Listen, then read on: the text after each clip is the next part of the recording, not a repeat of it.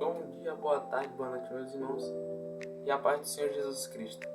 Bem, estou aqui hoje para gravar mais um vídeo falando sobre a palavra do Senhor para vocês, sobre uma palavra que é bem conhecida, que é realmente muito interessante de se estudar e também sobre para se refletir assim, no dia a dia e meditar. Bem,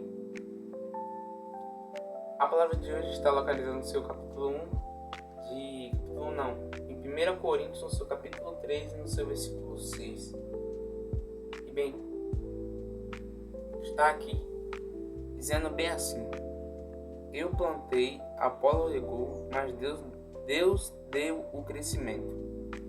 Bem, o que essa palavra está nos dizendo hoje é acerca de um contexto aqui. Paulo, não preciso explicar o contexto, mas é que simplesmente Paulo estava falando sobre o espírito mundano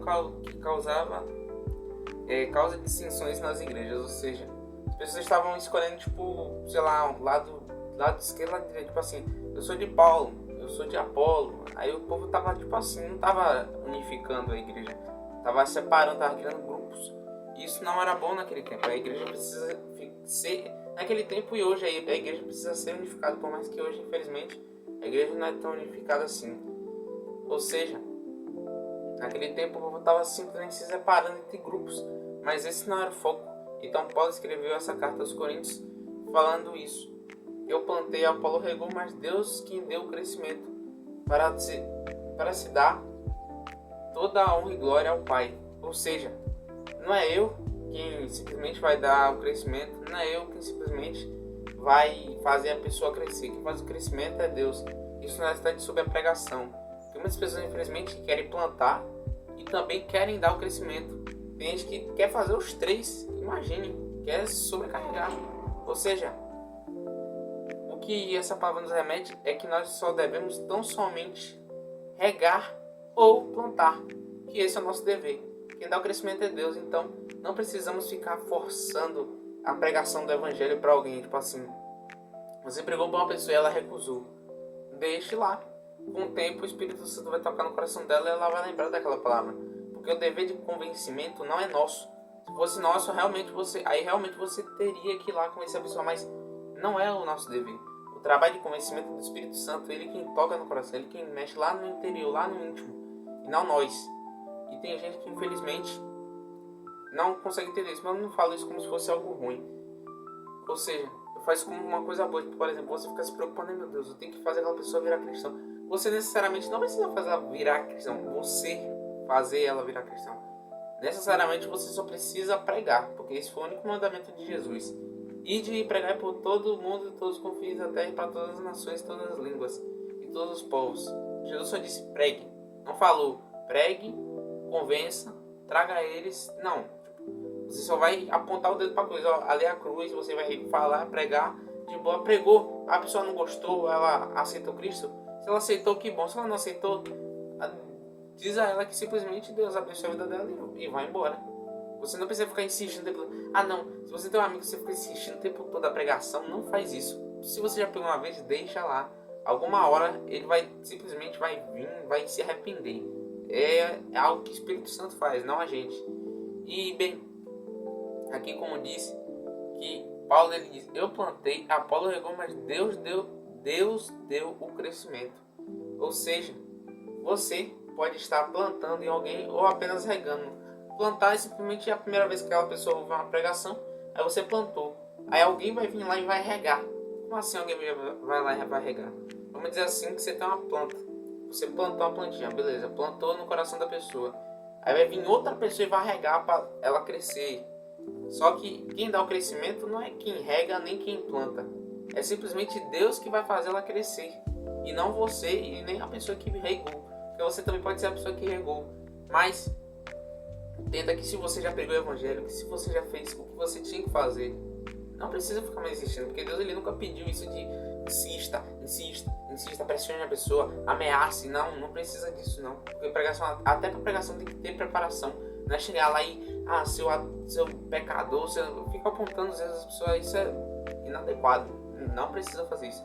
Pregar algo suave, simples, é a verdade que confronta mesmo, mas é algo suave, sai normal, não precisa gritar, não precisa sair no meio do povo e sair pregando, né? Pregando, tipo, pregar é bem diferente de você sair gritando por aí falando que, tipo assim, Jesus salva, tudo bem, mas, sei lá, ficar apontando os erros das pessoas é algo, sei lá, como posso dizer, não é algo relacionado a João Batista, porque João Batista, tudo bem, ele apontou o erro e explicou o erro para Herodes.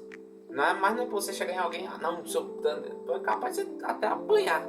É simplesmente você, como posso dizer, você fala sobre o erro, o problema, e você simplesmente ajuda a solucionar esse problema.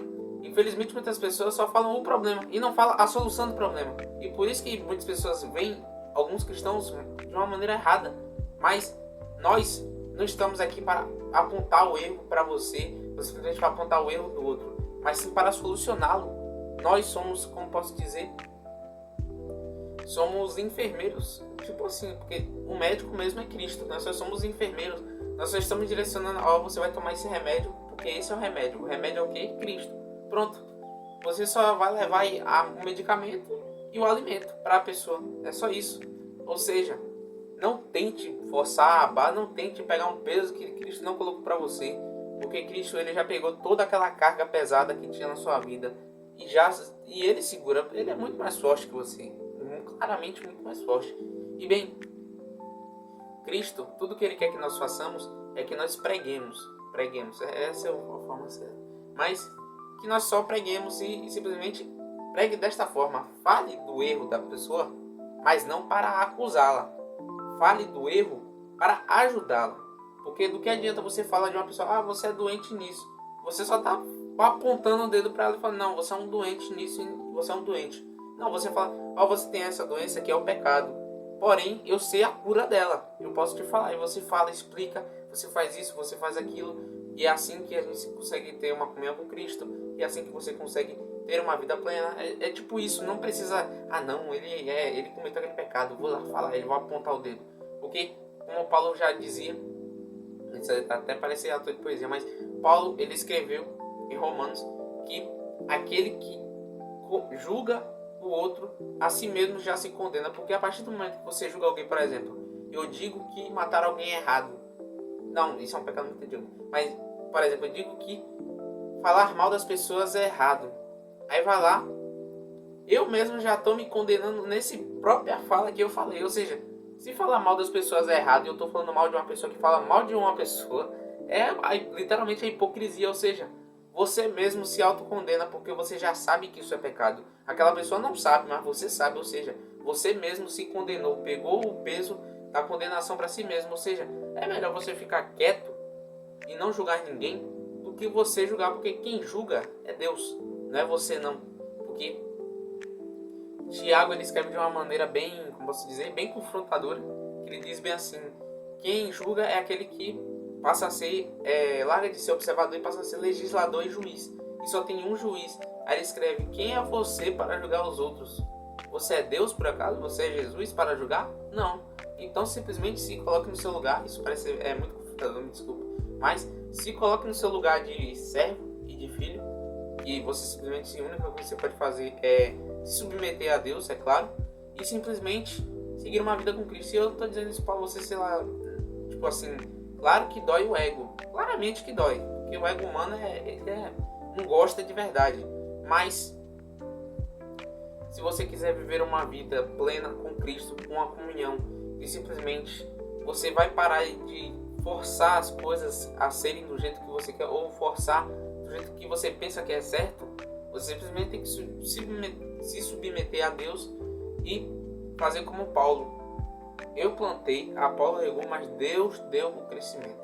Então, na próxima vez que você for pregar, apenas plante ou regue, independente. Nem se você sabe se você está plantando ou regando. O que importa é você fazer a sua parte. Fez a sua parte, agora espere em Deus, ora por aquela pessoa e deixa o Espírito Santo agir. Pode ser daqui a anos, pode ser daqui a meses, dias, pode ser até horas, aquela pessoa pode se arrepender. Então não fique acreditando no seu trabalho. Tipo assim, você fez a sua parte, você só plantou. Agora quem faz o resto do trabalho é Deus, o Espírito Santo. E esse foi o vídeo, meus irmãos. Mas antes de acabar esse vídeo, gostaria de dizer que viver uma vida com Cristo não é sobre você sair cumprindo regras, fazendo como se fosse obrigação, mas simplesmente fazer disso uma necessidade, porque fazer um devocional ou um jejum não significa que você está cumprindo um rito do seu dia, não. Tem que fazer o jejum e o devocional, porque senão eu vou simplesmente desobedecer a Deus, eu vou pecar. Não, você não peca por você não fazer, você simplesmente vai ficar, como pode dizer, vazio. Como assim vazio? Você pode ter Deus, você tem Deus, mas se você não ora, se você não lê a Bíblia, se você não busca a Deus diariamente, você simplesmente vai ficar vazio e uma hora vai acabar pecando. E o pecado afasta a gente de Deus, como está escrito na Bíblia. Ou seja, tudo que você tem que fazer é pensar, é deixar só um pensamento sobre buscar a Deus. Eu busco a Deus porque eu sou obrigado ou eu busco a Deus porque isso é necessário? E aí fica essa pergunta. E muito obrigado por ter visto esse vídeo, meu irmão, minha irmã, não sei quem é você. E Deus abençoe a sua vida.